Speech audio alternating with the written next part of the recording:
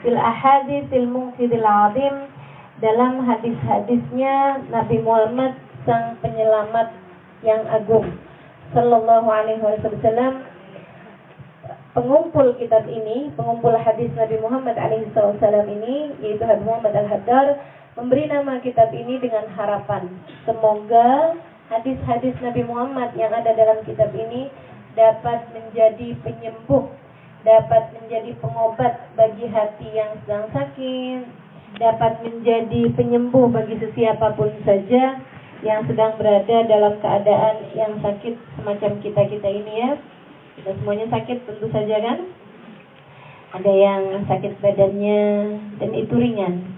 Lebih berat daripada itu ada yang sakit pikirannya. Lebih berat daripada itu yaitu ada yang sakit hatinya. Mudah-mudahan dengan berkah hadisnya Nabi Muhammad alaihissalam Allah sembuhkan semua penyakit-penyakit kita insyaallah, dan mudah-mudahan menjadikan kita hamba-hambanya yang solehah, hamba-hambanya yang selamat, hamba-hambanya yang pada hari akhirat nanti kita semuanya pulang kepada Allah Subhanahu wa taala dengan membawa qalbun salim. Yauma la yanfa' mal wala banun illa man atallaha biqalbin salim. Hari di mana tidak selamat orang bawa harta, tidak selamat orang bawa anak.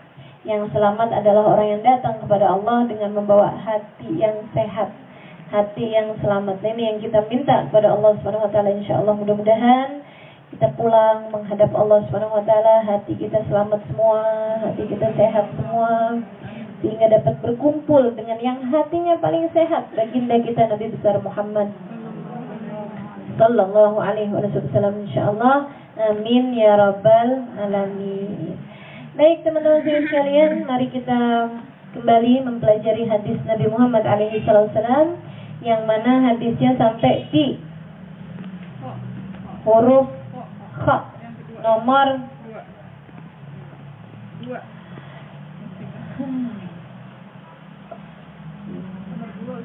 Halaman 14 nomor 2.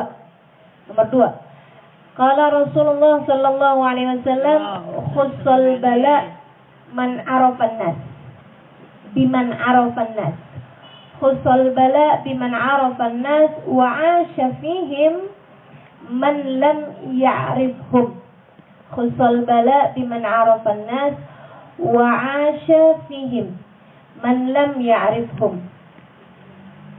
Ini ya hadisnya kita akan bahas di pertemuan kali ini. Sebelumnya seperti biasa kita akan awali dengan membaca niat belajar bersama-sama. Bismillahirrahmanirrahim. Nawaitu ta'allum wa ta'lim wal intifa' wal mudzakarah wa tanjir wal ifadah wal istifadah ala tamassuk bi kitabillah wa sunnati Rasulillah sallallahu alaihi wasallam. سلم الدعاء إلى الهدى والدلالة على الخير ابتغاء مرضاته وقربه وثوابه وحسن الخاتمة مع اللطف والعافية وصلاح العاقبة برحمتك يا أرحم الراحمين. أبد حضرة النبي محمد صلى الله عليه وسلم وآله وصحبه وأزواجه وذريته وأهل بيته وسلم وجميع الأنبياء والمرسلين وأولي الكون أجمعين. ونصر سيدنا المهاجر الله بن عيسى فكر مقدمه بن علي بالوي سيد الحرام الله بن بكر العيدروس فخر الوجود أشياء بكر بن سالم وأصولهم وفرهم من صاحب راتب حمد الله بن الحداد أحمد بن زل الحبشي وعلمة الحبشي ثم إلى رؤيا أربعة الأئمة المجتهدين المقلدين في الدين علماء عاملين بقول المحدثين والقرآن مفسرين وسادة الصوفية المحققين أجمعين أن الله يغفر لهم ويرحمهم ويعلي درجاتهم في الجنة وينفعنا بركاتهم وأسرارهم وأنوارهم وعلومهم ونفاتهم في الدين والدنيا والآخرة. الفاتحة. الحمد لله رب العالمين الرحمن الرحيم مالك وإياك نستعين اهدنا الصراط المستقيم صراط الذين أنعمت عليهم غير المغضوب عليهم ولا الضالين آمين.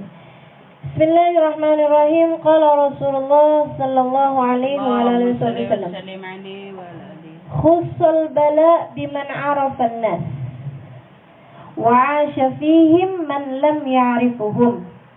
خص البلاء بمن عرف الناس وعاش فيهم من لم يعرفهم. Khussal bala biman arafan nas. Khussa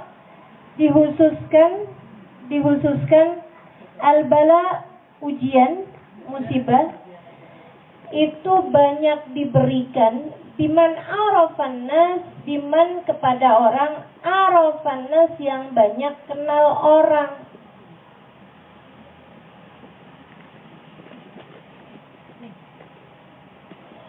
Wa'asya fihim, dan asya hidup fihim bersama dengan orang man lam ya'rifuhum, man orang lam ya'rifuhum yang tidak mengenal mereka.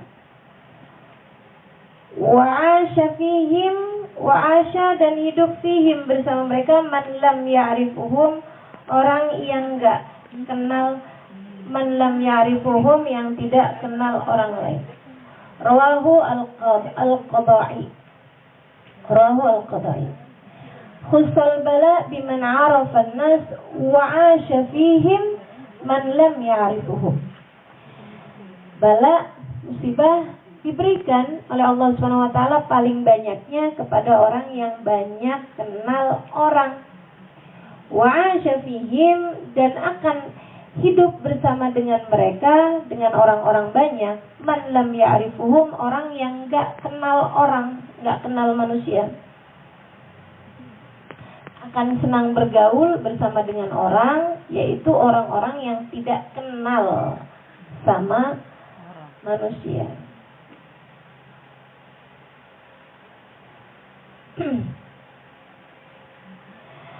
Khussal bala biman arafa an-nas wa 'asha fihim man lam ya'rifuhum. Sebelum kita bahas maknanya, mari kita baca bersama-sama 3 kali. Qala Rasulullah sallallahu alaihi wa alihi wasallam, khussal bala biman arafa an-nas wa 'asha fihim man lam ya'rifuhum. Rawahu al-Qadai. قال رسول الله صلى الله عليه وآله وسلم خص البلاء بمن عرف الناس وعاش فيهم من لم يعرفهم. رواه القضاعي. قال رسول الله صلى الله عليه وآله وسلم خص البلاء بمن عرف الناس وعاش فيهم من لم يعرفهم. Rawahul Qadai. Qala Rasulullah sallallahu alaihi wasallam, Rasulullah alaihi wasallam bersabda, khussal bala biman arafan nas. Bala itu musibah paling besar akan Allah Subhanahu wa taala kasih kepada orang yang arafan nas, orang yang kenal sama orang lain. Orang yang paling banyak kenal sama orang yang paling banyak kenal sehingga ia menjadi orang yang dikenal sama orang, itu paling banyak dapat ujian, musibah dan lain sebagainya, fitnahan dan lain sebagainya. Itu paling banyak kenal sama orang yang dikenal orang, paling banyak kena sama orang-orang yang terkenal. Kalau nggak dikenal kan nggak segala-gala jadi omongan orang. Orang nggak kenal kok, siapa dia gitu. Makanya teman-teman sekalian, mohon maaf, yang ditangkap kena narkoba itu banyak banget. Tapi nggak jadi berita kalau dia bukan sesiapa. Jadi berita ketika kemudian yang kena itu adalah orang yang dikenal sama orang. Kan begitu ya? Maka ini resiko menjadi orang yang dikenal orang banyak. Gitu kan? Makanya enggak enak apa enggak enak jadi orang dikenal orang banyak? Enak enggak enak? Enaknya adalah bahwa kalau kamu bikin kebaikan, akan ada banyak yang mengikutimu. Kalau kamu bukan sesiapa, kamu bikin kebaikan kayak gimana juga orang enggak tergerak buat ngikutin. Tapi begitu ada artis siapa, tokoh siapa, orang ulama siapa bikin satu hal baik, waduh, heboh benar kan? Diikutin sama orang banyak, teman-teman sekalian. Makanya kalau saya ditanya gitu, Ustazah, sedekah itu yang sir sama yang terang-terangan bagusan mana? Kalau buat orang-orang yang tidak terkenal macam kita, sedekah yang sir jauh lebih bagus. Sedekah yang rahasia jauh lebih bagus, teman-teman sekalian. Tapi kalau buat orang-orang yang dikenal, gitu ya, yang dikenal sama masyarakat, yang kalau dia bersedekah akan membuat orang lain ngikutin sedekahnya dia. Nah, itu seringkali sedekah yang terang-terangan itu diperlukan bagi orang-orang yang seperti itu. Dengan dia tunjukin sedekahnya bread gitu kan, orang sedunia ngikutin dia gitu. Sedikit sekalian yang saya muliakan, ada artis satu peduli sama Palestina misalnya gitu, diikutin orang, teman-teman sekalian. Apalagi kalau dia orang kelas dunia gitu ya, Erdogan bikin sesuatu, diikutin orang sedunia, kan begitu. Tapi ya gitu juga, begitu kena bala, begitu kena musibah, begitu kena fitnah, udah kelar. Kalau yang difitnah main perempuan itu adalah tetangga sebelah kita, entah siapa namanya, gitu ya. Bukan hanya fitnah, beneran aja, nggak jadi soal. Paling jadi soalnya cuma ribut suami istri doang, sama anak-anaknya jadi beranteman, kan begitu ya. Tapi begitu yang difitnah main perempuan sekelas Habib Rizik Syihab, beda teman-teman sekalian, beda. Membuat beliau harus bawa istri dan anak-anaknya sampai keluar dari negeri ini, padahal tidak terbukti. Betul kan? Itu dia, fitnah tuh banyak kenanya sama orang-orang yang orang kenal, yang dikenal oleh orang banyak, saudara sekalian. Kalau kamu nggak dikenal sama orang banyak, nggak terlalu ngaruh juga. Gitu ya. Jadi ada bagus, ada nggak bagusnya. Kalau kamu kemudian menjadi dikenal oleh orang lain, maka hati-hati. Kamu harus membawa perubahan-perubahan baik. Sebab ya kayak gitu sih, semakin tinggi pohonnya pasti akan semakin kencang anginnya. Ya kan? Semakin gede ujiannya. Ustaz Abdul Somad, waduh, gede benar ujiannya.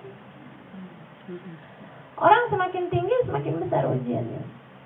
Makanya saya sekalian saya muliakan, manusia paling besar ujiannya ya orang yang paling dikenal sama seluruh orang, bahkan sepanjang zaman, baginda kita Nabi besar Muhammad. Sampai sekarang balaknya Nabi, ujiannya Nabi, fitnahannya Nabi nggak kelar-kelar. Betul nggak? Nabi Muhammad dibikinin karikatur, bawa bom, gitu. Nabinya udah secara fisik, Nabi udah 1400 tahun yang lalu sudah tidak ada secara fisik ya. Meskipun beliau akan selalu hidup dalam hati kita. Tapi ya memang seperti itu teman-teman sekalian. Semakin dikenal orang semakin begitu. Maka Imam Syafi'i alaihi ridwanullah ketika dibilangin, Imam, ada orang ngata-ngatain kamu tuh, dikatain kamu itu bahkan orang ya di zamannya Imam Syafi'i teman-teman sekalian, sampai mereka bikin hadis palsu. Yang nggak demen sama Imam Syafi'i ini sampai bikin hadis palsu. Kebayang nggak sih? Karena memang ada hadis beneran yang para ulama mengatakan bahwa ini nih Nabi Muhammad sedang bicara tentang Imam Syafi'i. Padahal jarak antara hidupnya Nabi sama Imam Syafi'i itu 150 tahun. Jadi Imam Syafi'i itu lahir di tahun 150, wafat di tahun 200. Jadi Imam Syafi'i ketika meninggal dunia umurnya 50 tahun. Sini ada yang sudah umur 50 tahun? Kalau kamu hidupnya dibiripin Imam Syafi'i, siap-siap ya. Sedikit sekalian saya muliakan, Imam Syafi'i meninggal di usia 50 tahun pada tahun ke-200. Dan itu 200 Hijriah ya. Dan itu Imam Syafi'i sudah disampaikan mengenai beliau dari Nabi Muhammad SAW. Keren ya. Nabi itu memang banyak bercerita tentang masa yang akan datang. Kan gitu ya. Ada salah satu hadis yang Nabi Muhammad mengatakan, alim Quraisy yamla tibaqal ardi ilma. Kata Nabi gitu. Alim Quraisy yamla tibaqal ardi ilma. Akan ada seorang alim, seorang berilmu dari Quraisy ini, kata Nabi Muhammad, yamla tibaqal ardi ilma, yang akan memenuhi lapisan bumi ilmunya. Dunia ini akan dipenuhi sama ilmunya dia, si alim Quraisy ini, kata Nabi Muhammad. Sedikit sekalian saya muliakan, ketika hidupnya Imam Syafi'i, dan Imam Syafi'i itu Al-Quraisy, dari Quraisy. Imam Syafi'i sama Nabi Muhammad itu bertemu pada kakek Nabi Muhammad yang kelima, dan itu adalah kakeknya Imam Syafi'i yang ke-12. Jadi kakeknya Imam Syafi'i ke-12 itu adalah kakek Nabi Muhammad yang kelima. Karenanya teman-teman saya sekalian, Imam Syafi'i itu adalah keturunan dari Quraisy. Imam Syafi'i orang Quraisy. Ketika muncul Imam Syafi'i dengan kecerdasan yang luar biasa, dengan keilmuan yang luar biasa, dengan kealiman sekaligus kesolehan yang luar biasa, para ahli hadis mengatakan, no, ini yang dimaksudin Nabi. Dalam hadisnya Nabi, alim Quraisy yamla tibaqal ardi ilma. Akan ada orang alim dari Quraisy yang ilmunya memenuhi seluruh lapisan bumi. Teman-teman sekalian, Nabi mengatakan hal yang seperti itu. Yang gak demen sama Imam Syafi'i bikin hadis palsu. Jadi nih ya, kalau ceritanya orang bikin kabar palsu, itu bukan baru. Orang kalau gak demen kemudian bikin hoax, itu bukan berita baru, teman-teman sekalian. Bahkan dari zamannya Nabi, hoax yang datang kepada Nabi nggak tanggung-tanggung. Nabi dikata gila, betul nggak? Nabi dikata tukang sihir. Hoax apa fakta? Ya hoax semua, berita buruk semua, berita burung semua, berita bohong semuanya, teman-teman saya sekalian. Dan itu datang kepada semua orang, termasuk Imam Syafi'i alaihi ridwanullah. Imam Syafi'i, orang dari bencinya sama beliau bikin hadis palsu. Apa bunyi hadisnya? Man arada madhaba iblis fa'alaihi bimadhabi ibni Idris. Siapa yang kepengen ngikutin madhabnya iblis, hendaklah dia mengikuti madhabnya Ibnu Idris, Imam Syafi'i. Imam Syafi'i itu Muhammad bin Idris Asy-Syafi'i. Dan itu hadis disampai-sampaiin sama orang-orang. Nyampe, ulama-ulama nyampein hadis itu yang gak demen sama Imam Syafi'i. Kubu yang gak demen sama Imam Syafi'i. Dan masalahnya, saudara sekalian, kubu yang gak demen Imam Syafi'i ini sebagiannya juga ulama juga. Sama kayak zaman kita sekarang ini kan. Ulama. Ngeri benar teman-teman sekalian. Semakin tinggi anginnya memang akan semakin kencang. Semakin tinggi pohonnya, semakin kencang anginnya. Hanya lautan yang dalam, yang banyak berisi badai dan gelombang. Lautan yang cetek-cetek, nggak banyak badainya, nggak pernah ada ceritanya ada badai di Ancol.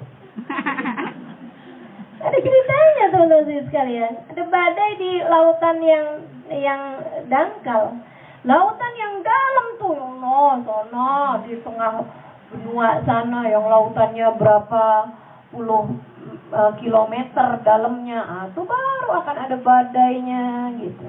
Artinya semakin dalam seseorang, semakin luas seseorang, semakin hebat seseorang, itu ujiannya juga akan semakin besar.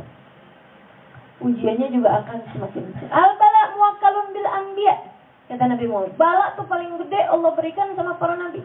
Tsummal auliya, tsummal adna fal adna. Makanya teman-teman sekalian, Imam Syafi'i sepanjang hidupnya, ya Allah, yang namanya bala luar biasa benar. Yang namanya ujian yang datang dari orang-orang di sekelilingnya tuh, Masya Allah. Apakah itu menyurutkan ilmunya Imam Syafi'i untuk tersebar? Apakah itu membuat kesolehan Imam Syafi'i menjadi berkurang? Enggak ngaruh. Difitnah orang, dikata-katain orang, dapat ujian, enggak ngaruh. Selagi kamu melewatinya dengan anggun, selagi kamu melewatinya dengan elegan, selagi kamu mampu melewatinya dengan cara-cara yang terbaik, enggak ngaruh ujiannya. Yang penting gimana cara jawabnya. Gimana cara jawab ujian tersebut? Nah, Imam Syafi'i menjawabnya dengan cara-cara yang terbaik. Saudara sekalian saya muliakan. Sampai dengan sekarang, siapa orang yang lebih terkenal secara keilmuannya daripada Imam Syafi'i? Kayak Rasulullah, iyalah maksud saya ulama gitu ya, ulama. Kalau Nabi kan Rasul. Saya sekalian saya muliakan, ulama siapa? Yang ilmunya lebih tersebar daripada Imam Syafi'i. Kamu pergi kemana-mana, kampung-kampung, ke dusun-dusun, ke gunung-gunung, tanyain orang, kamu sholat, cara sholatnya ikutan siapa? Imam Syafi'i. Kan begitu? Ilmunya tersebar kemana-mana saya sekalian. Waktu hidupnya yang namanya difitnah orang gak kelar-kelar Imam Syafi'i itu. Kesian. Ujiannya gede benar. Mana beliaunya sakit-sakitan.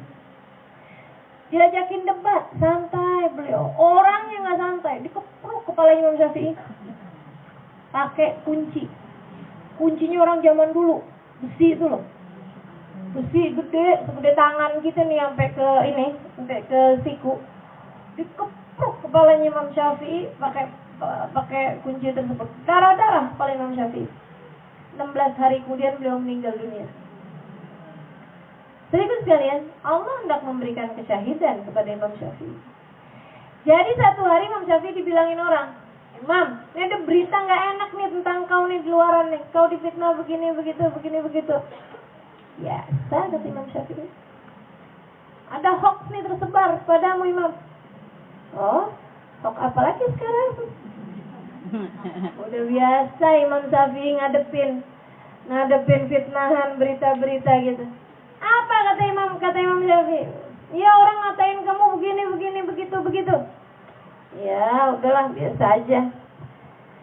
Kata beliau, sebelum Sayyidina Hasan meninggal diracun sama gubernur Muslim, gubernurnya Madinah, teman-teman sekalian. Jadi cerita orang rebutan kekuasaan, gila kekuasaan bukan perkara baru. Dan orang mau melakukan segala macam hal demi mendapatkan kekuasaan bukan perkara baru. Sejarah mengatakan itu semuanya. Sayyidina Hasan bin Ali bin Abi Thalib, cucu Nabi, pernah dicium di mulutnya oleh Nabi Muhammad alaihi salam, bermain di punggung Nabi Muhammad alaihi salam, dikecup keningnya, pipinya, dimain-main oleh Nabi Muhammad alaihi salam, kencing dalam pangkuan Nabi Muhammad alaihi salam. Yang Nabi Muhammad mengatakan tentangnya, huma raihanati fid dunya wal akhirah, keduanya hiburan hidupku dunia akhirat.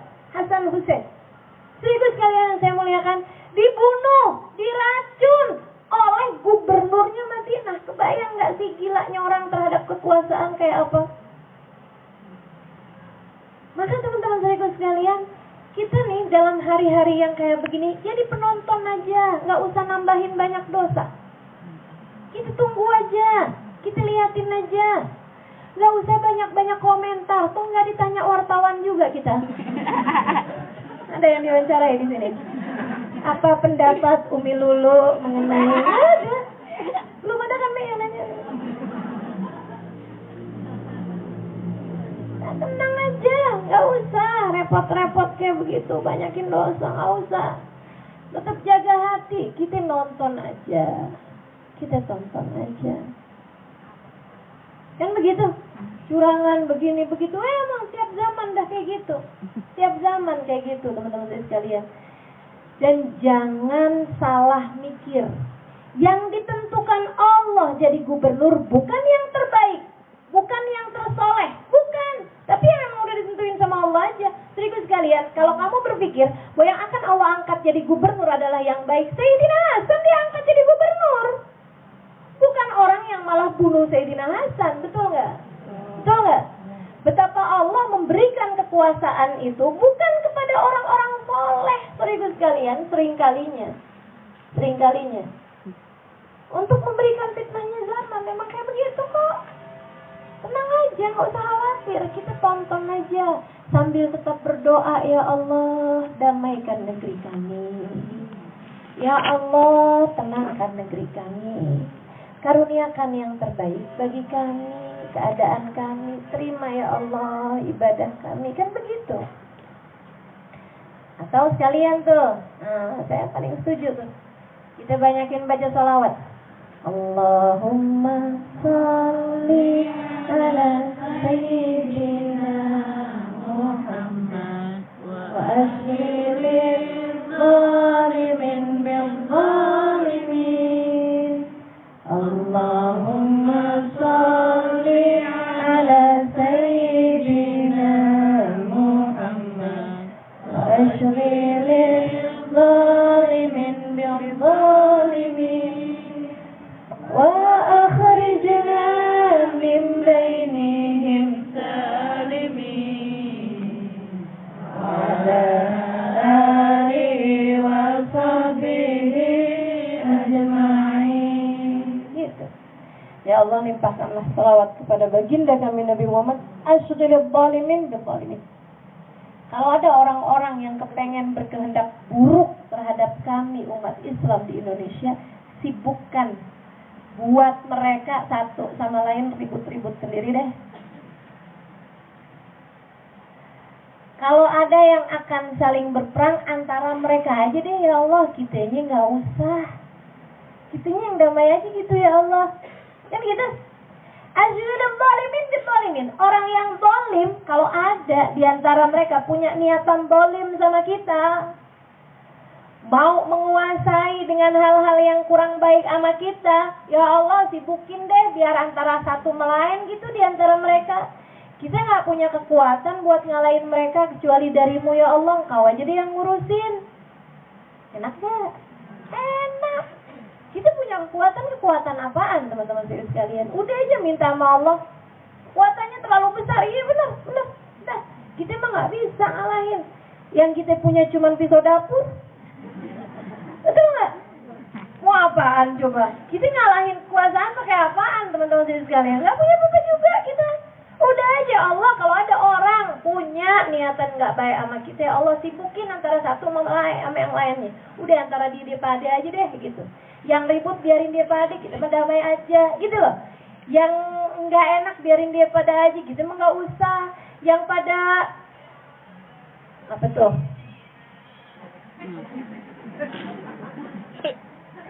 Yang pada ada peperangan begini begitu ruwet-ruwet mereka aja ya Allah. Asyhadu zalimin bidzalimin wa akhrijna min bainihim salimin. Ya Allah, keluarkan kami dari kancah keributan ini salimin, dalam keadaan selamat. Biarin yang pada ribut mereka aja. Kita menduha jangan tinggal, zikir jangan tinggal, Quran jangan tinggal, bercanda sama suami sama anak-anak jangan tinggal. Betul nggak? Jangan gara-gara beginian pada nggak bisa tidur sepanjang malam. Pada kenapa empok?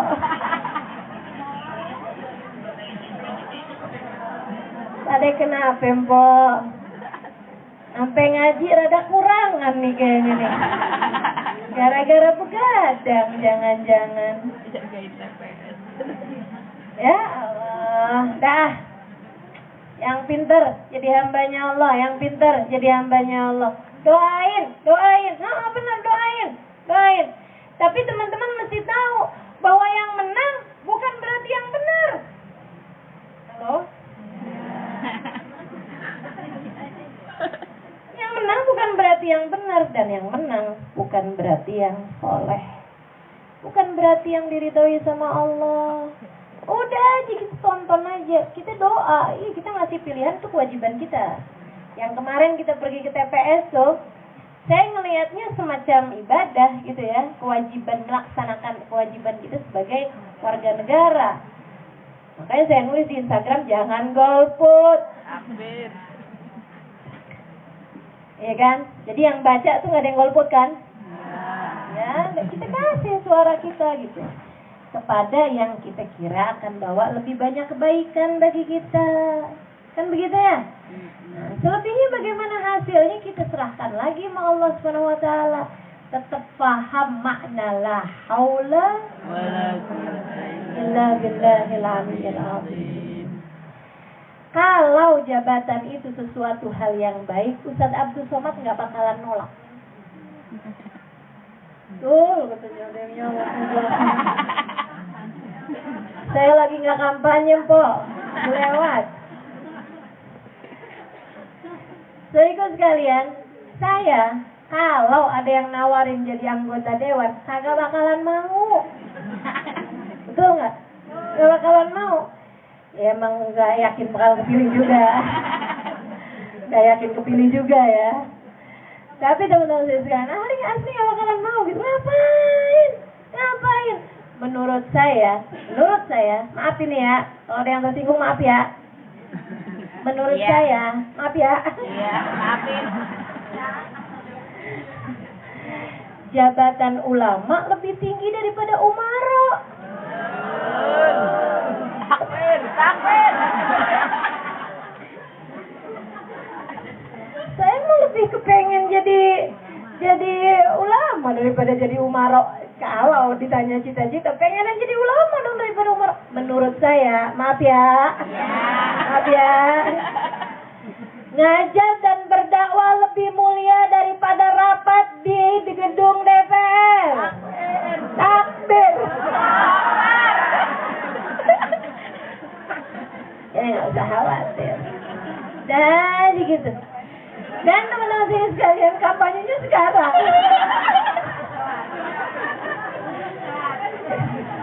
Udah lewat soalnya kan, udah lewat.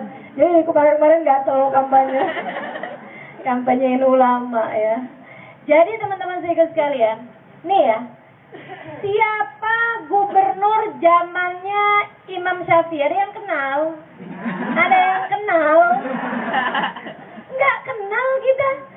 Siapa khalifah, nggak usah gubernur, khalifah, pimpinan tertinggi zamannya Imam Syafi'i? Ada yang kenal?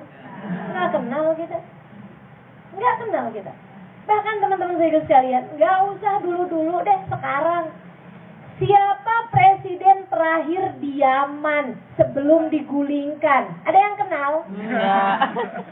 Tapi siapa ulama berasal dari Yaman? Kenal? Siapa? Habib Umar, Habib Hasan, Asy'ariyah, Habib Salim Asy'ariyah, Habib Ali Al-Jufri. Ayo. Yang sekarang ada nih maksud saya. Waduh, zaman sekarang nggak usah nungguin bertahun-tahun kemudian. Jadi teman-teman saya sekalian, saya yakin di hati umat Islam para ulama di Indonesia lebih dikenal daripada presidennya sekalipun. Maka ngapain turun jabatan dari ulama menjadi umaro? Makanya saya sih ya, kalau ada yang nawarin jadi anggota dewan, kagak bakalan mau. Itu namanya turun tahta. Maaf. Jangan ada yang tersinggung ya. Ya Allah. Husal bala biman arafan. Nah, Imam Syafi'i ketika dibilang, Imam ada orang ngomongin kamu begini, begitu. Kata Imam Syafi'i, ya udah biasa. Dulu Sayyidina Hasan bin Ali bin Abi Thalib meninggal diracun. Dulu Sayyidina Husain meninggal terpenggal kepalanya. Siapa yang menggal kepalanya Sayyidina Husain? Anaknya khalifah zaman itu, teman-teman saya sekalian. Anaknya Muawiyah, Yazid bin Muawiyah, yang menggal kepalanya Sayyidina Husain. Dengan perintah dia, di bawah komando dia. Walaupun yang menggal bukan dia gitu. Begitunya gitu, terfitnah tuh dalam keadaan sampai kayak begitunya. Sayyidina Ali bin Abi Thalib meninggal dalam keadaan beliau keluar sholat subuh, ditikam dari belakang, dihunus pedang dari belakang, yang sampai sekarang nggak ketahuan di mana kuburnya. Di mana kuburnya Sayyidina Ali bin Abi Thalib? Nggak tahu. Nggak pernah ada yang tahu. Nggak ada yang ceritanya saya habis ziarah mana kuburannya Sayyidina Ali bin Abi Thalib. Mana dia kuburannya? Nggak ada, teman-teman saya sekalian. Sampai segitunya loh.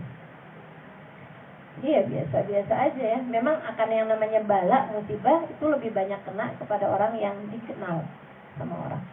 Marhaban, maka ini adalah marhaban bisalati azan marhaban. Itu adzan Zuhur. Wa asyafihim, yang bisa hidup bersama dengan orang banyak nih tanpa terkena bala, tanpa terkena musibah, tanpa diomongin orang-orang adalah man lam ya'rifuhum, yang enggak banyak kenal sama orang.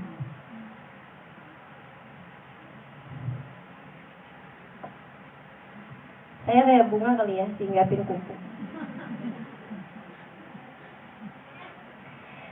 Baik teman-teman sekalian, jadi kalau aman, mau aman, nggak diomongin orang, nggak dikatain orang, nggak diapain orang, ya udah, nggak usah kenal sama orang, nggak usah kenal sama banyak orang, dan nggak usah dikenal sama banyak orang.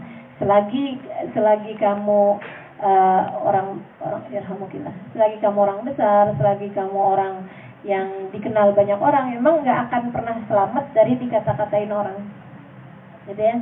Itu sama aja kayak kamu jadi orang terkenal, ya berarti kayak siap-siap untuk ada di becekan, di tanah becek. Pasti kan kena basah, pasti kena lumpur, pasti kena kotor gitu. Nah, itu pasti kena kayak begitu. Pasti kena aja gitu. Jadi kalau kamu jadi orang besar, jadi orang terkenal, jadi orang yang siapapun itu ya, saya kayak seleb, ya misalnya, atau orang yang dikenal secara ulama misalnya kayak gitu, atau jadi pejabat atau apapun, pokoknya orang kalau dikenal sama orang banyak, ya udah pasti memang dekat sama urusan-urusan difitnah dan lain sebagainya gitu. Udah pasti itu. Itu harus siap-siap, dan saya rasa sih semuanya udah siap gitu ya. Para ulama-ulama kita tuh orang-orang yang punya kesiapan untuk itu.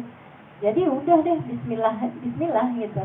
Nggak apa-apa, memang harus kayak begitu. Dunia emang Nabi Muhammad udah bilang kayak begitu gitu loh. Pasti deket sama bala, pasti deket sama musibah, pasti deket sama fitnah-fitnah buat orang yang banyak dikenal sama orang lain. Dan bagi orang yang nggak banyak dikenal sama orang lain, ya dia akan selamat dari fitnah-fitnahan tersebut.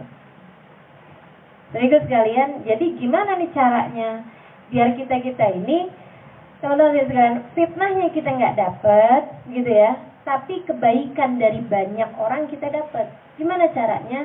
Rubah perkumpulan-perkumpulanmu menjadi perkumpulan-perkumpulan yang baik. Saudara sekalian, coba perhatikan, nggak usah di mana, di sekolah deh gitu. Yang paling banyak diomongin orang, dikatain sama anak-anak sekolahan nih, pasti siswa yang paling populer, atau yang paling pintar, betul apa enggak? Atau yang paling cantik. Kalau enggak paling cantik, paling ganteng, gitu kan? Kalau enggak paling kaya, paling berprestasi, atau yang paling, ya pokoknya yang paling deh. Kalau dia biasa-biasa aja, nggak ada yang ngomongin gitu kan. Jadi kalau udah yang pasti Arafan, dia semakin dikenal sama orang, ya udah akan semakin banyak yang ngomongin dia, semakin ngatain dia gitu. Demikian pula dengan di mana-mana tempat aja, di kampung di kumpulan pekerjaan, di kantor atau di mana gitu. Semakin berprestasi seseorang, semakin besar pengaruhnya bagi orang lain, itu dia yang akan semakin banyak kena balanya gitu. Akan semakin banyak kena balanya, akan semakin banyak kena fitnahan, semakin banyak kena ujian dari omongan orang dan lain sebagainya. Nah, itu kita mesti yang ngertiin diri gitu. Mesti yang ngertiin diri. Enggak usah kagetan. Oh, ustazah difitnah kayak begini, oh saya difitnah kayak begini. Enggak usah kagetan. Biasa aja. Emang akan selalu seperti itu kok gitu. Sampai sekarang aja nggak berhenti orang fitnah. Habib Umar bin Habib, sampai sekarang orang nggak berhenti fitnah Habib Umar bin Habib. Tahu gitu nggak? Kita aja murid-murid yang pada panas sendiri gitu. Habib Umarnya biasa-biasa aja. Habib Umar ada di Yaman, fotonya tersebar kemana-mana. Pasangan calon presiden ini mengklaim dia yang dekat sama Habib Umar, yang sono mengklaim dia yang dapat ininya Habib Umar. Iya aja loh. Habib Umarnya di sono, padahal orang besar emang kayak begitu.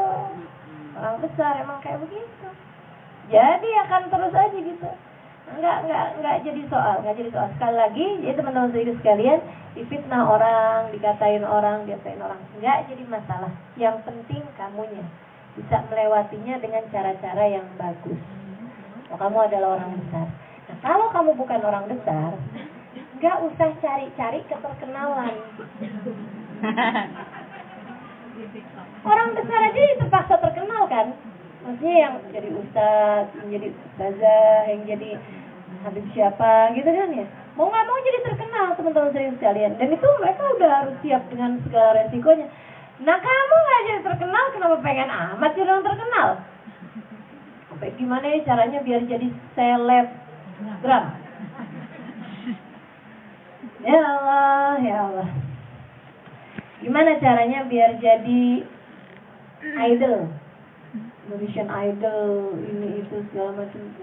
Ujiannya tuh kan ketika udah jadi ini yang jadi tambah lebih besar lagi kan. Maksudnya begitu banyak orang yang kenal kan akhirnya, aduh teman-teman sekalian, enggak urusan akhirat, enggak pula urusan dunia. Ada banyak orang di luaran sana itu yang ketika terkenal nggak sanggup, kemudian akhirnya jadi yang nggak benar, candu narkoba, jadi langganan inian rumah sakit jiwa gitu kan ya, langganan obat-obat penenang dan lain sebagainya, sampai ada yang pada gantung diri, ada yang dibunuh sama penggemarnya sendiri. Berapa banyak itu? Ya Allah, paling mengenaskan yang terjadi sama Lady Diana ya kan. Kesian bener jadi orang terkenal sampai segitunya. Ya Allah, udah nggak usah nyari terkenalan. Semakin kamu nggak dikenal, semakin aman. Halo? Ya. Semakin nggak terkenal, semakin aman hidup kita. Nah, tinggal diinin aja, nggak usah ikut-ikutan sama orang-orang yang lagi pada ngobrol ini, ngobrol itu, segala macam perkumpulan yang terlalu banyak balaknya, terlalu banyak fitnahannya. Nah, itu nggak usah ikut-ikutan deh gitu. Nggak usah pakai acara nyari-nyari grup arisan, nyari-nyari grup reunian. Nyari-nyari itu semakin banyak kamu ikutan itu, semakin terkenal, semakin banyak balaknya.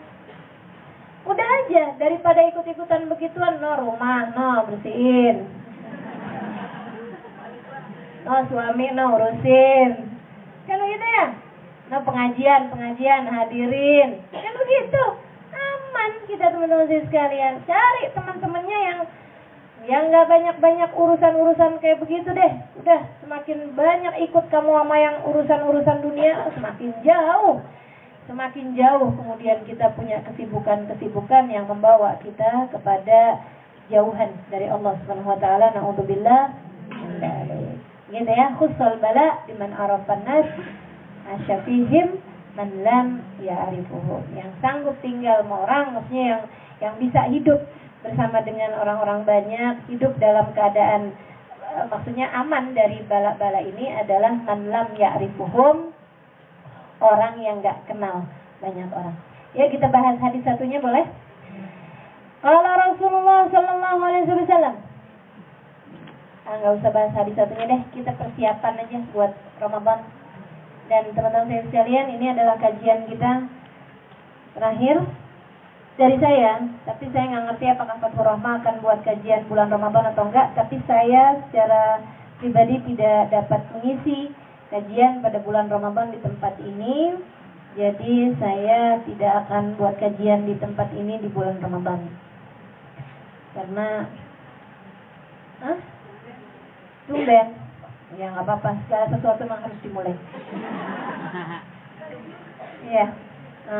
Kalau ditanya kenapa, sebenarnya sih gini ya, saya udah setahun penuh, kayaknya hampir bisa dikatakan setahun penuh, dari mulai Dzulqa'dah, Dzulhijjah, Muharram, Safar, Rabiul Awwal, Rabiul Tsani, Jumadil, Rajab, Sya'ban, mengisi kajian, gitu ya. Kayaknya nih ibarat orang dagang nih, kayak jualan aja, agak ada ngambil barang, nggak ada apa sih namanya, nggak ada belanja, nggak iniin stok gitu. Ya sebenarnya sih orang kalau ngajar itu kan juga ngisi barang juga ya. Cuman ya kayak di bulan Ramadan pengen jadi bulan yang lebih banyak balik ke diri sendiri kayak gitu loh. Pengennya. Selain juga memang bulan Ramadan ini kayaknya jarang ada di Jakarta. Ada beberapa hari-harinya di Jakarta, tapi kebanyakannya sedang tidak ada di Jakarta. Ada di mana? Di luar negeri. Di Indramayu. Gitu ya. Di luar pulau bahkan. Belum tahu. Mungkin ada mengisi satu kajian di Istihad kayaknya kalau saya lihat waktunya memungkinkan. Baik, seperti itu.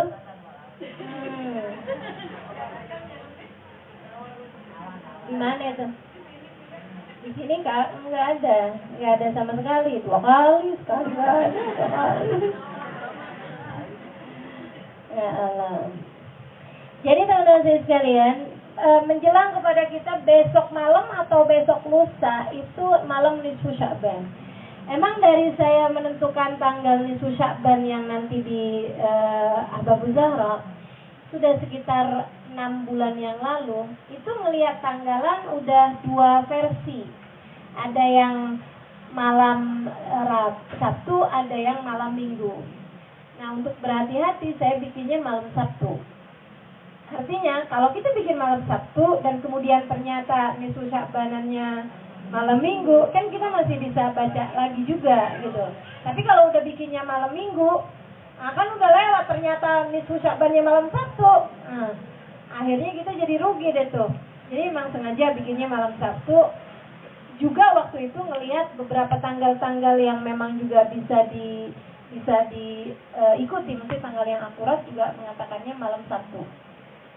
Jadi buat hati-hati, malam Sabtu kita bikin nisfu Sya'banan. Malam Minggu ulang lagi. Gitu. Malam Minggu nanti kita baca lagi, gitu kan ya? Kita baca lagi seperti itu. Jadi teman-teman sekalian, besok malam Sabtu baca apa yang dibaca sama para ulama pada malam nisfu Sya'ban. Apa itu? Yasin 3 kali. Dengan niatan masing-masing. Kenapa baca Yasin dengan niatan? Karena Nabi Muhammad bilang Yasin 5 quri'at laha. Yasin 5 quri'at laha. Kata Nabi, surat Yasin itu tergantung bacanya membuat apa. Gitu. Surat Yasin itu tergantung niat bacanya mau buat apa. Artinya bahwa kita kalau punya niatan-niatan tertentu baca Yasin dengan niatan tersebut, insya Allah Allah ijabah. Makanya saudara sekalian, kita lihat orang mau ngawinin baca Yasin. Ya kan itu ya? Ada orang sakit baca, ada orang sakaratul maut baca, ada orang mati baca Yasin, semuanya Yasin. Ada orang mau ngawinin baca Yasin, ada orang 4 bulanan baca Yasin. Semuanya orang pada baca Yasin itu. Bahkan Nabi Muhammad sih bilangnya bahwa siapa yang kepengen senang sepanjang harinya, garansi kamu dapetin nih, kartu garansi senang sepanjang hari apa? Baca Yasin. Kata Nabi Muhammad, man sarrahu an yasur tula yaumihi fa alaihi bi qira'ati Yasin. Siapa yang kepengen senang sepanjang harinya, hendaklah dia baca surat Yasin. Dan itu yang diamalkan sama teman saya. Saya punya teman Aisyah namanya, dari Swedia. Waktu saya belajar di Hadramaut dulu, itu saya punya teman banyak tuh dari luar negeri, teman-teman saya sekalian. Sekarang juga banyak saya punya teman di luar negeri. Ada yang dari Madura, ada yang dari Garut. Itu kan jauh-jauh tuh ya. Jadi ini teman saya di Swedia. Saya ngasih semacam private ya dulu sama dia itu. Jadi setiap berapa hari sekali saya kasih belajar gitu. Dia bilang, karena kebanyakannya kan pada mualaf tuh. Dia juga mualaf.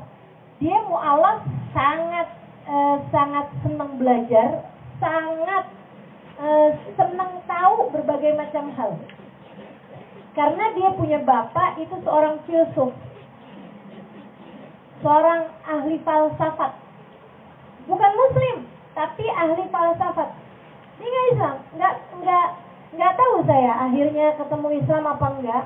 Tapi seorang ahli falsafat, teman-teman sekalian. Bapaknya dia itu bahkan dosen filsafat di universitas terkemuka di Swedia. ini jadi mualaf. Anaknya masuk Islam, kemudian juga karena memang terlatih dari bapak yang kayak begitu, jadi orangnya suka mikir, suka belajar, suka ngambil pelajaran-pelajaran yang ada. Satu hari dia datang ke saya mau ngaji gitu, terus dia bilang, ya Allah Ustaz Halimah, dia bilang, al-yawma hasiltu faidah, saya hari ini dapat pelajaran besar dari anak saya. Maksud kamu gimana nih Aisyah? Karena saya tahu anak dia umur 7 bulan apa 10 bulan gitu. Anak dia merangkak tuh loh, umur 10 bulanan lah gitu.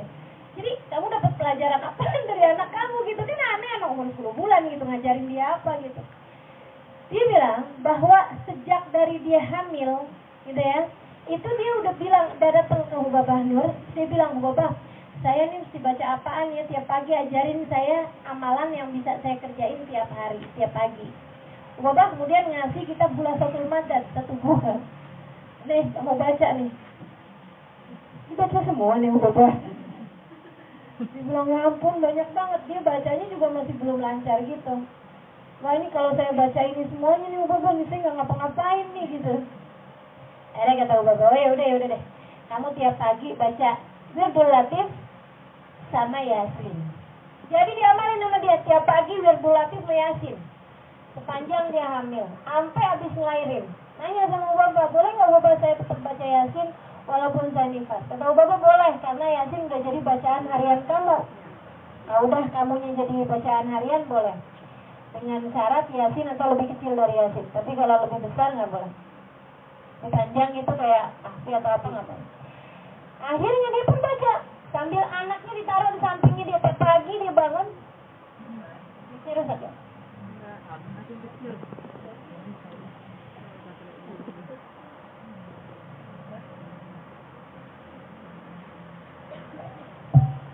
Allah.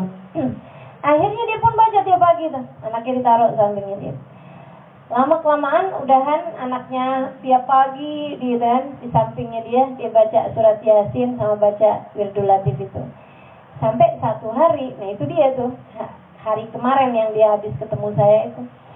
Dia bilang suaminya itu telepon dia subuh-subuh. Jadi habis dia sholat ini apa, suaminya telepon. Dia bilang suaminya itu kalau sholat subuh di Darul Mustafa. Nanti biasanya pagi-pagi itu suaminya akan datang gitu kan. Dia bilang, tolong dong Aisyah, kamu siapin sarapan. Saya ada bawa tamu nih. Ada teman kita dari Swedia datang. Jadi nanti saya mau bawa dia ke rumah untuk sarapan. Tolong siapin sarapan. Dia bilang, saya habis selesai baca dzikir ta'dal subuh, Subhanallah 33 ini apa segala macam.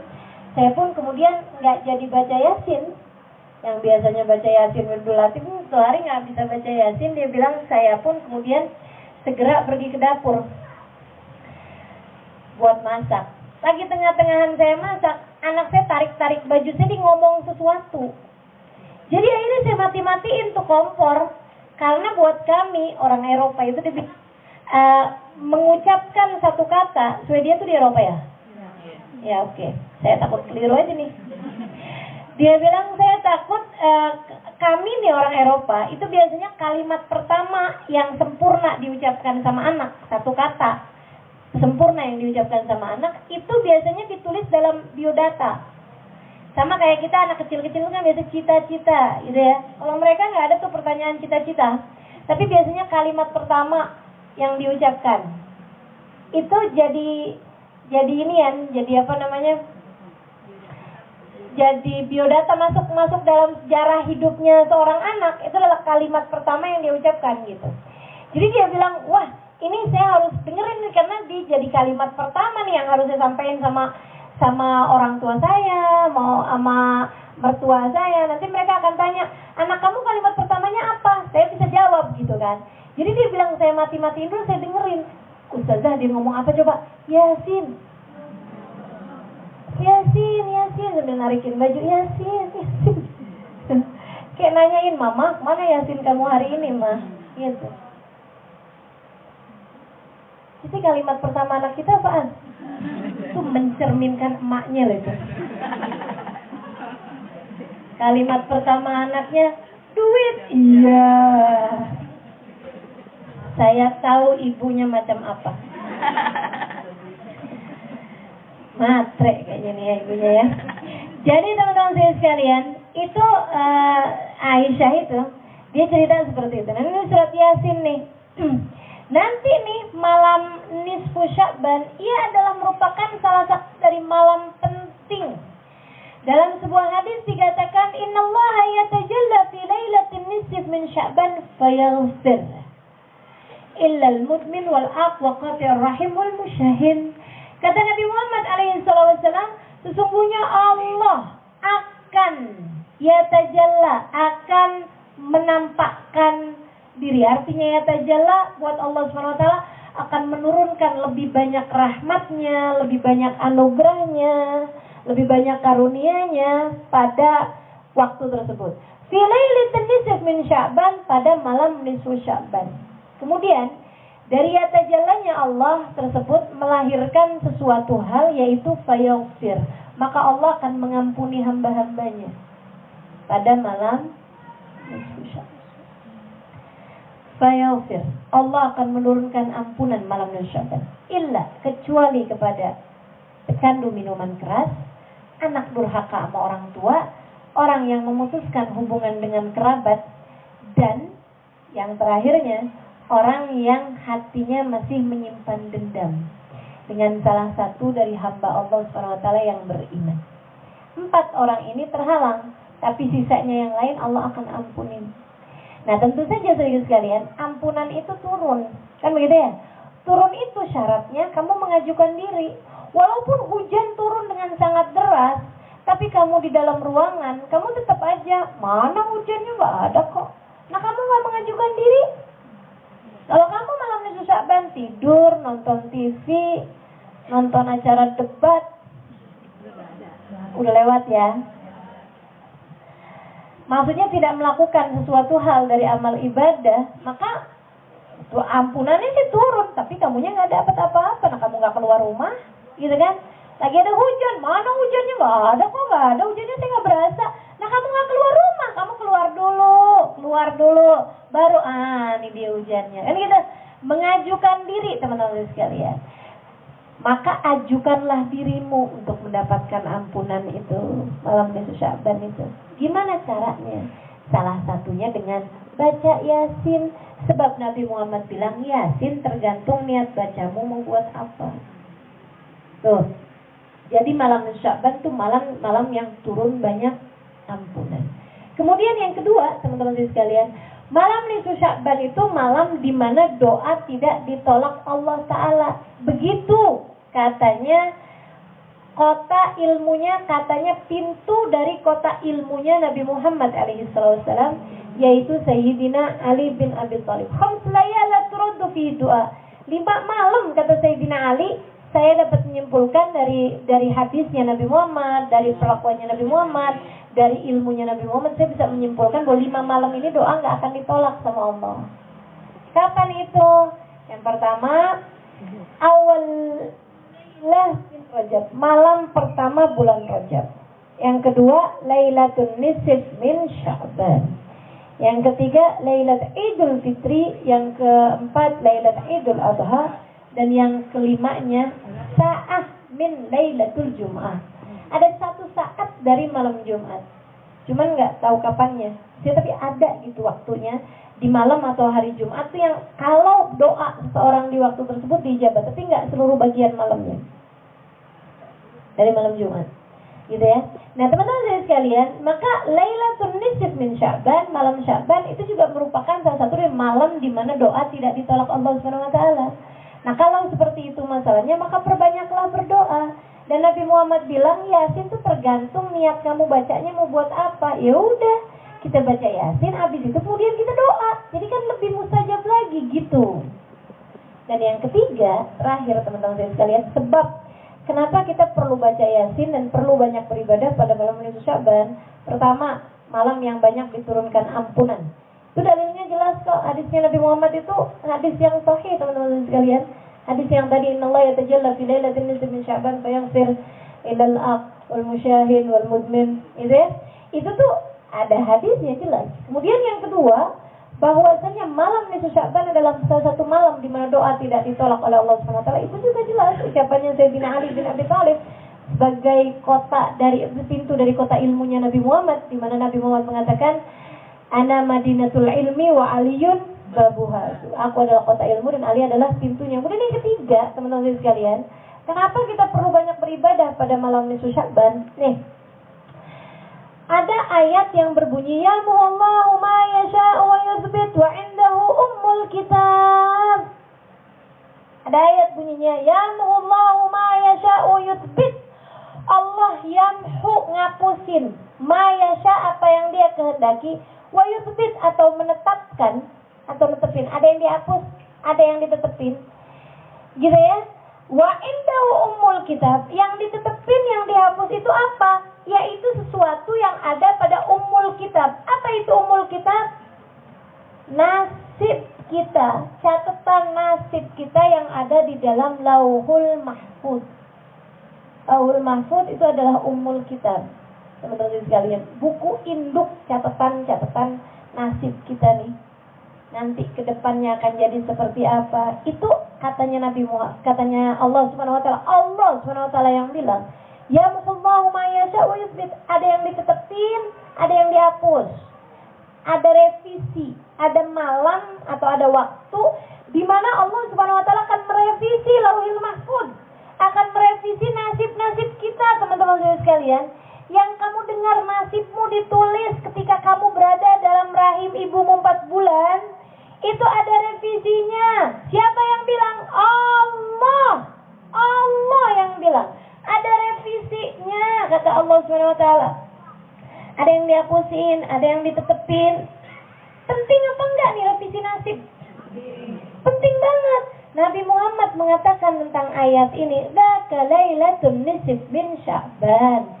Itu kejadian revisi itu terjadi pada malam nisfu Sya'ban. Karenanya kemudian, karena urusannya tuh banyak ampunan turun, kemudian lagi doa tidak akan ditolak, kemudian malam revisi amal, ya ampun penting banget kan.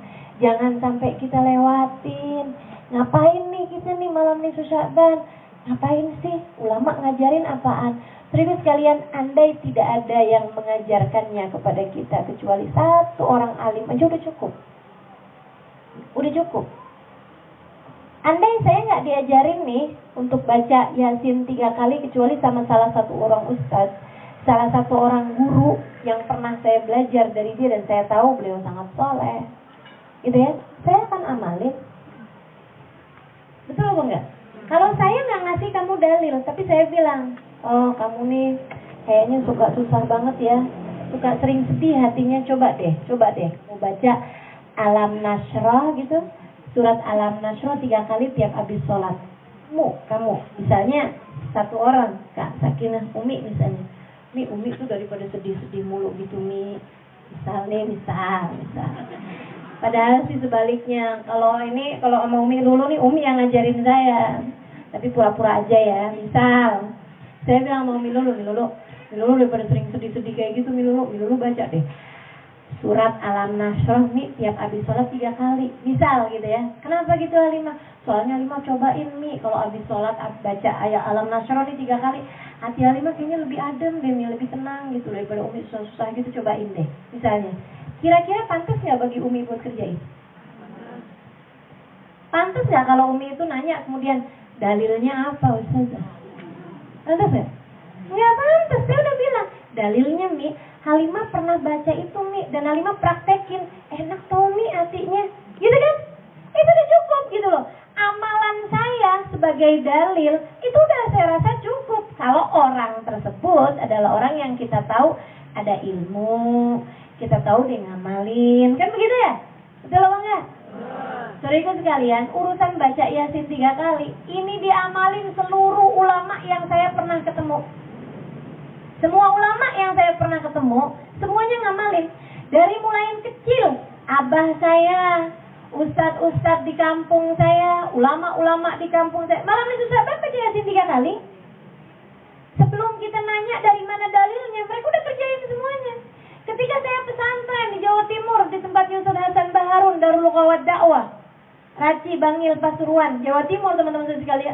Itu diajarin malam nisfu Sya'ban, kita belum haflah. Haflahnya tanggal 40, bubaran pondoknya tanggal 20. Jadi sekalian, itu tiap malam nisfu Sya'ban baca Yasin 3 kali. Habis gitu kemudian saya pindah. Oh, ini mungkin habaib.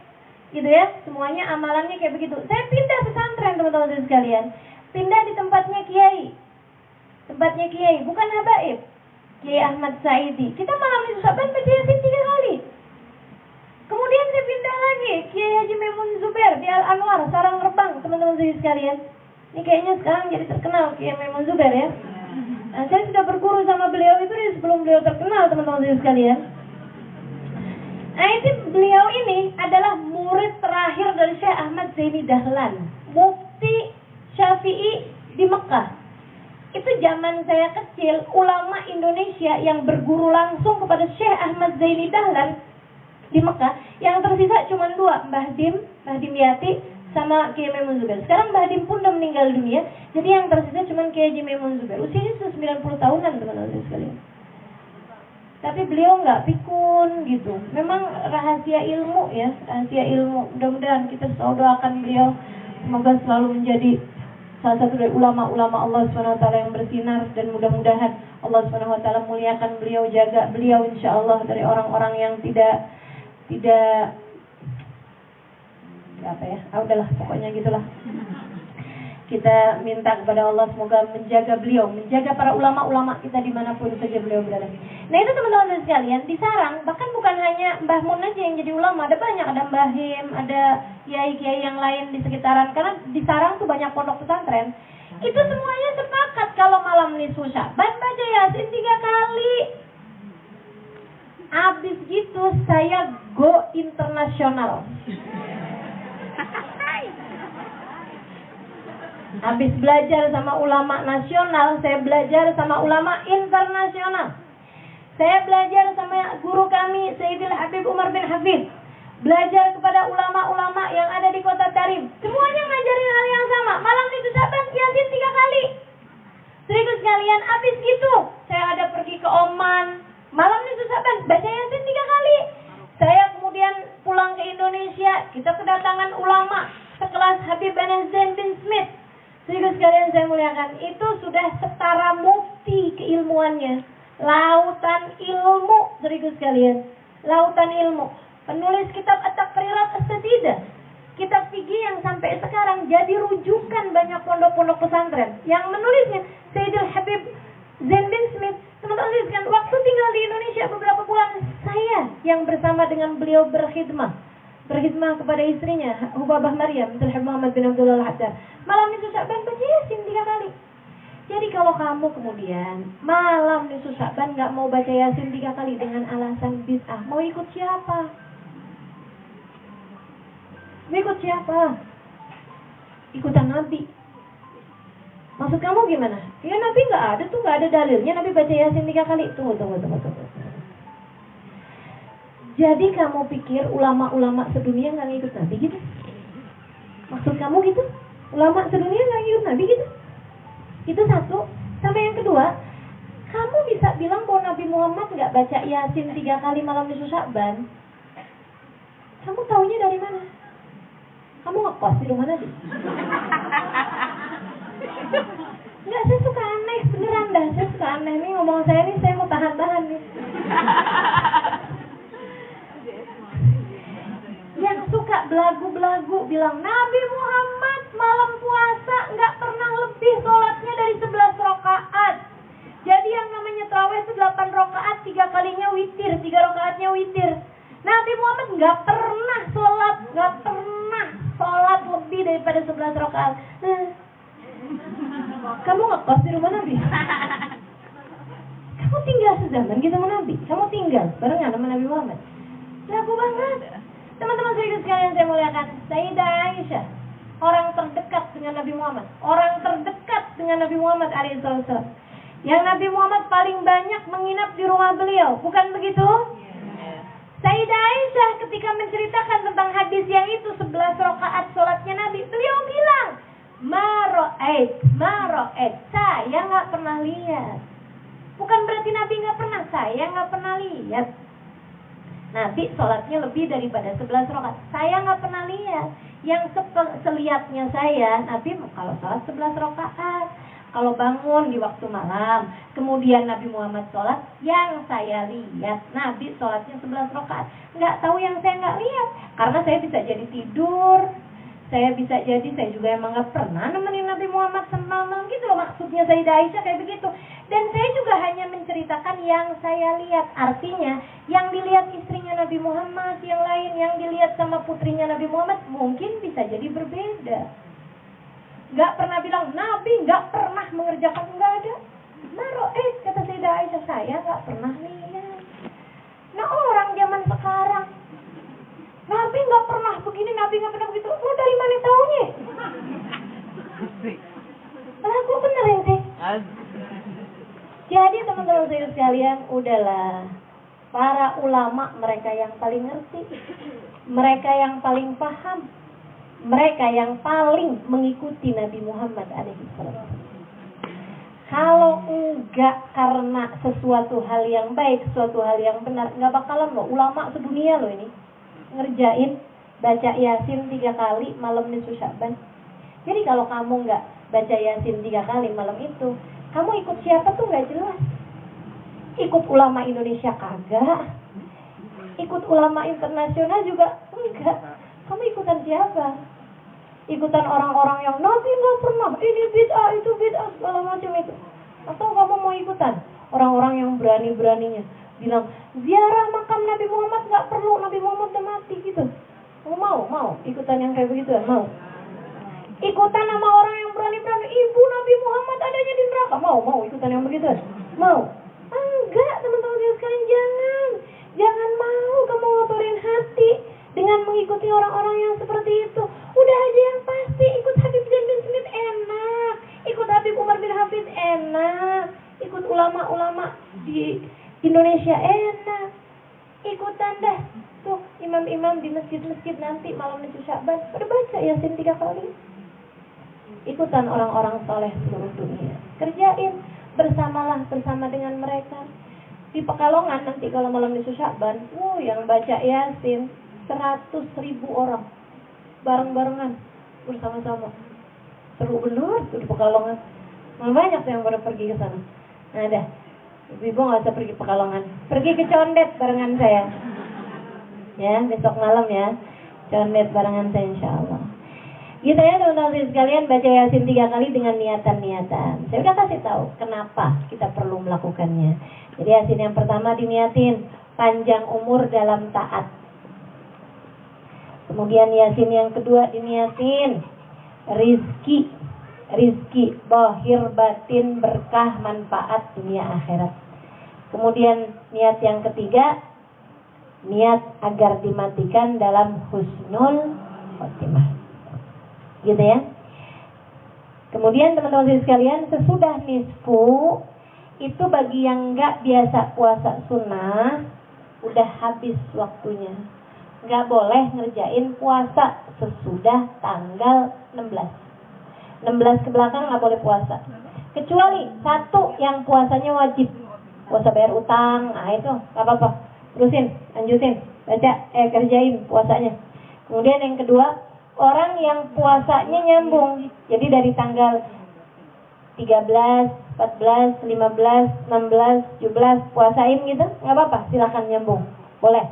Yang ketiga, yang biasa puasa wiritan, misalnya Senin Kemis, puasa Daud gitu ya, nah itu boleh tetap lanjut dengan syarat belum putus. Kalau udah putus, walaupun karena menstruasi sekalipun nggak boleh nyambung lagi sesudah itu.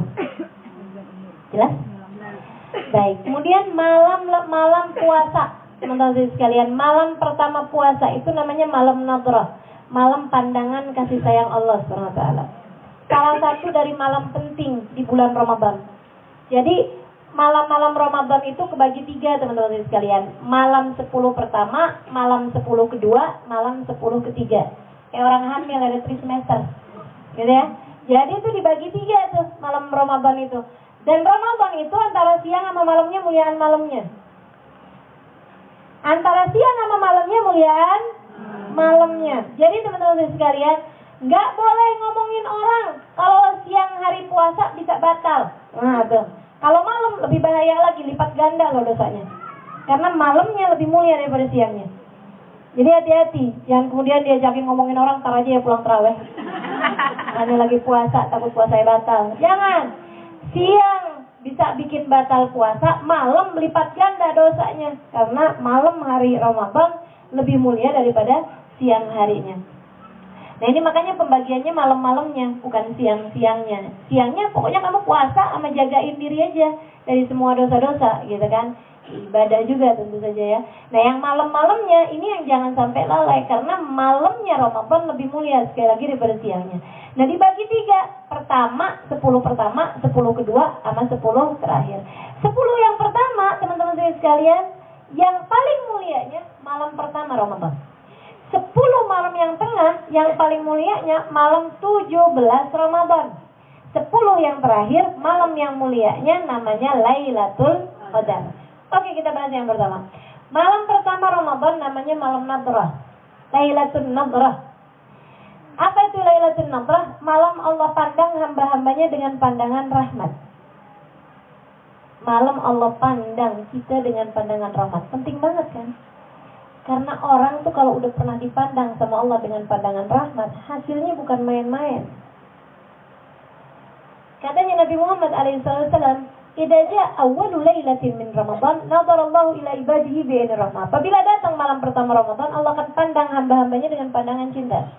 Wa man nadhara Allahu ilaihi bi ainir rahmah lam yu'adzibhu abadan. Siapa yang dipandang Allah dengan pandangan penuh kasih sayang, Allah tidak akan tega menyiksa dia selama-lamanya.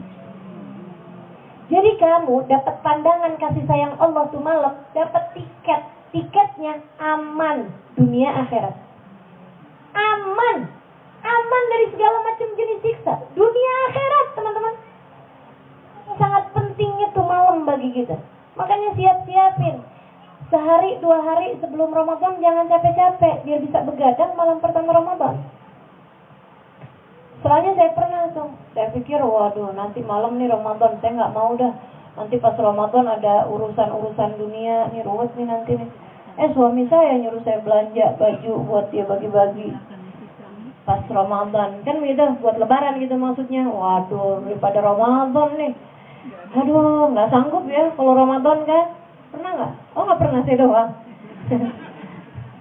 Saya pernah tuh belanja pas Ramadan. Ya Allah, ya Allah. Kalah saing teman-teman sekalian sama tawaf di Ka'bah. Ramenya luar biasa. Kenapa?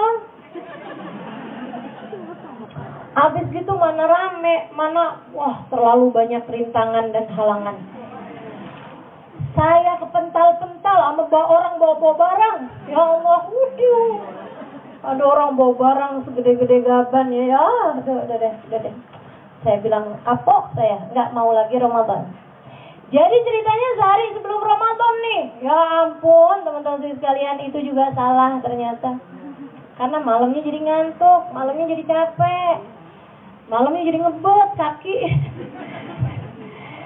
Udah deh, mendingan nggak usah jauh-jauh aja. Kalau mau sekarang-sekarang nih.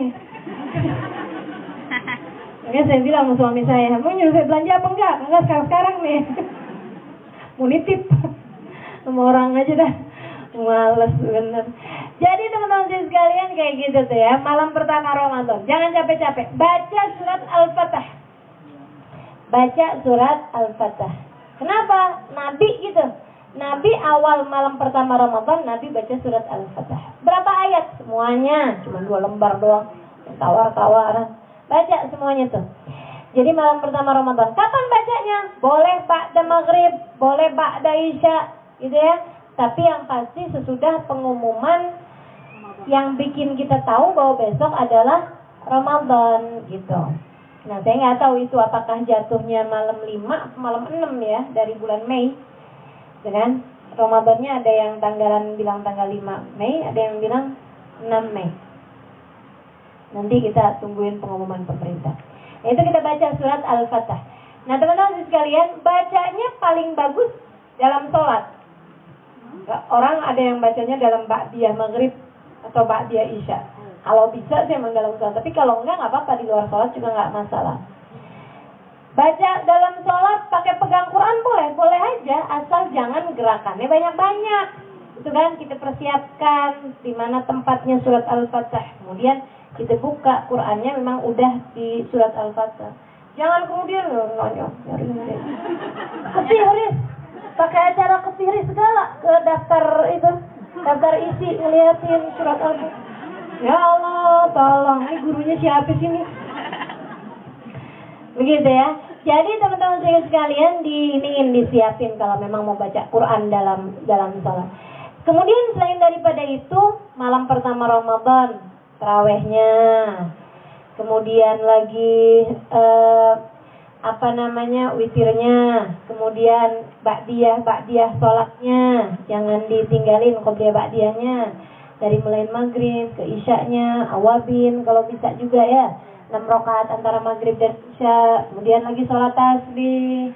Pokoknya kerjain deh apa yang kita bisa kerjain dari amalan-amalan ibadah ataupun dari kebaikan-kebaikan yang lain. Allah tuh suka nggak tega sama orang yang bikin baik sama orang lain. Sedekahnya ada gitu ya, malam pertama Ramadan pasti kan ada sedekahnya, ada kita kerjain kebaikan buat orang lain, ke anak, ke suami, apa aja gitu dari kebaikan-kebaikan bisa kita kerjakan kepada mereka, kita kerjain. Jangan ada beranteman malam pertama Ramadan. Ya Allah, habis itu. Gimana kita mau bikin Allah memandang kita dengan penuh kasih sayang jika kita bakal memandang suami kita dengan pandangan penuh emosi? Kita pandang anak-anak kita dengan pandangan penuh rasa kesel. Gimana kok pantas dipandang Allah dengan pandangan kasih sayang? Ayo kita pandang orang di sekeliling kita dengan pandangan penuh kasih sayang. Kemudian saudara sekalian, kalau masalah amaliyah Ramadannya saya rasa semuanya udah pada tahu ya. Malam kedua yang mulia juga yaitu malam 17 Ramadan. Malam 17 Ramadan ini punya 2 nama. Satu malam Nuzulul Quran, malam turunnya wahyu pertama dari Al-Quran. Iqra bismi rabbikal ladzi khalaq, khalaqal insana min 'alaq, iqra wa rabbukal akram. Itu turun pada malam pertama dari malam 17 Ramadan. Iqra itu. Kemudian yang keduanya ada sebutan lain lagi yaitu Lailat Badr, malam perang Badar. Itu Nabi doa Nabi mustajab sampai Allah turunkan untuk menolong umat Islam pada saat tersebut yang berjumlah 313 orang. Allah turunin malaikat berjumlah 3.000 orang, ditambahin lagi kemudian jadi 5.000 orang.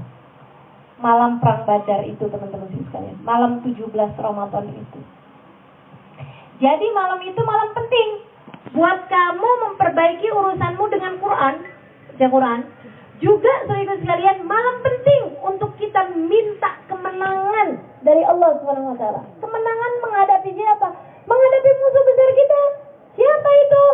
Hawa nafsu sama setan. Hawa nafsu sama setan. Minta sama Allah, ya Allah menangkan kami, ya Allah menangkan kami malam 17 Ramadan.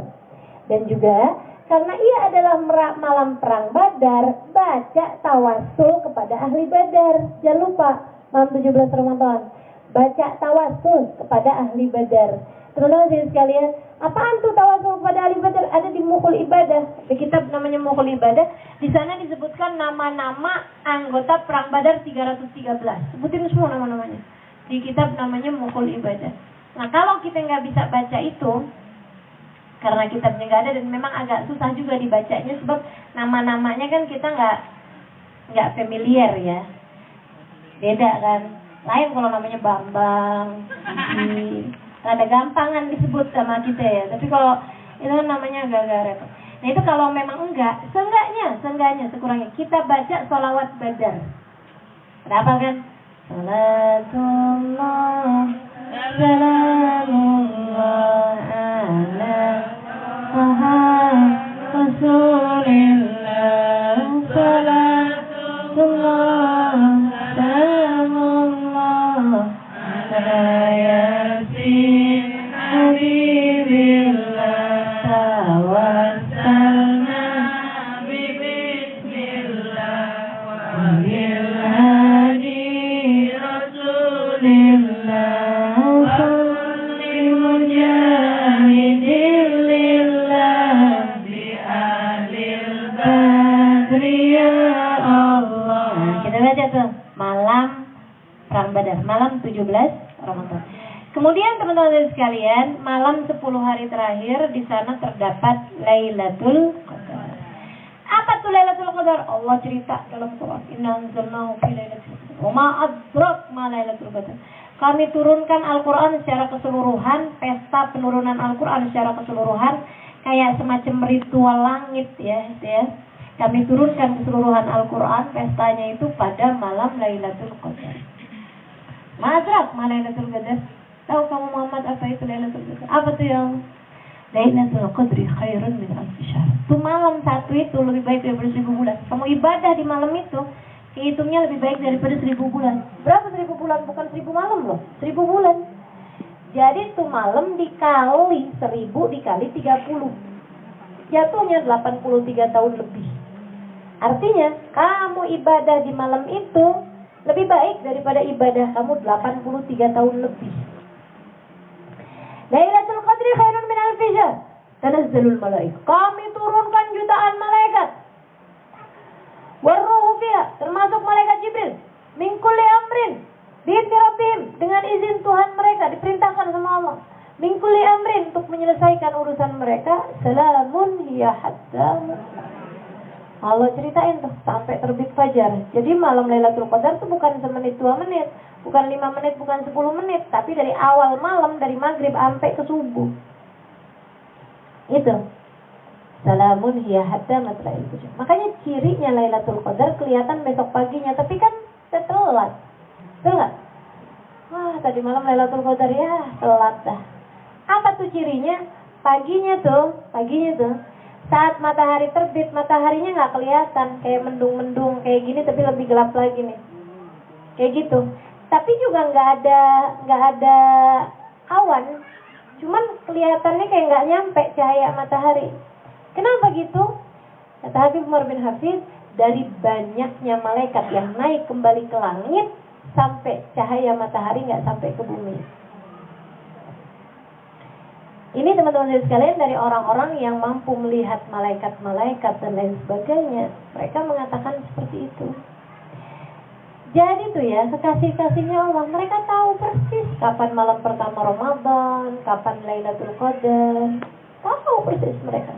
Ngelihat kok pestanya langit, turunnya malaikat, segala macam mereka lihat. Nah kita-kita nggak tahu. Nah buat kita-kita yang nggak tahu ini, udah aja. Kapan sih? Kan begitu. Paling mungkin tanggal 20 ke belakang. Dan paling mungkin terjadinya malam-malam ganjil. Udah tuh tinggal 5 malam. Udah aja jangan sampai kelewatan. 21 kita ibadahin, 23 ibadahin, 25 ibadahin, 27 ibadahin, 29 kita ibadahin. 21, ini dia nih, habis semangat ini. Ini kali nih. Gitu kan ya? 23, kayaknya ini nih ademan. Enak suasananya nih dia nih. 25, ada angin sepoi-sepoi. Ini kayaknya nih.